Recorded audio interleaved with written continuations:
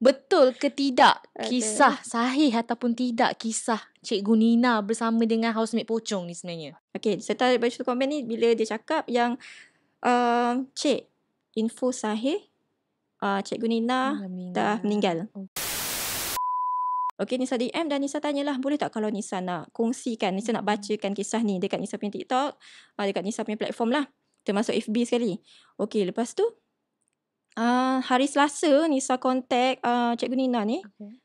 Hari Selasa Nisa minta keizinan, hari Rabu cikgu ni tak reply. Kemudian hari Khamis baru dia reply. Macam biasalah kata kesian cikgu apa ni Kak Nina. Sebab masa tu semua orang tak tahu dia cikgu. Boleh macam beria-ria dia macam minta orang doakan dia. Hari Isnin pagi bila saya scroll TikTok, saya nak baca komen.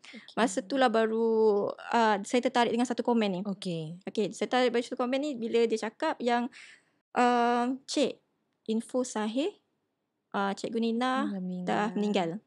Itulah baru tahu dia cikgu. Ya, masa itulah saya macam betul ke ni? Sebab masa tu pun orang dah start komen dekat komen tu. Orang dah start komen. Dia komen tu pula dekat video saya yang saya post tu kan. Bahagian yang kedua tu. Jadi saya macam rasa bertanggungjawab lah untuk macam menjawab persoalan orang. Kan orang dah DM saya pun semua dah tanya, betul ke Cikgu Nina ni dah meninggal apa semua kan? Okay, jadi saya pun DM terus dengan yang apa orang kata orang yang komen tu lah. Saya tanya dia, betul ke arwah dah meninggal dan apa hubungan awak dengan dia? Okey, macam yang dalam video yang viral baru ni lah, yang screenshot tu kan. Itu semualah yang conversation antara saya dengan housemate tu.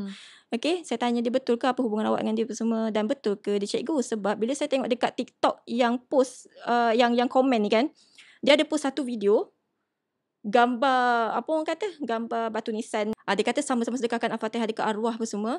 Okey, jadi saya macam betul ke? Dan caption tu pula dia tulis apa ni, sama-sama sedekahkan Al-Fatihah dekat arwah Cikgu Nina. Okey, jadi masa tu saya baru dapat tahu, oh rupanya dia ni cikgu ke?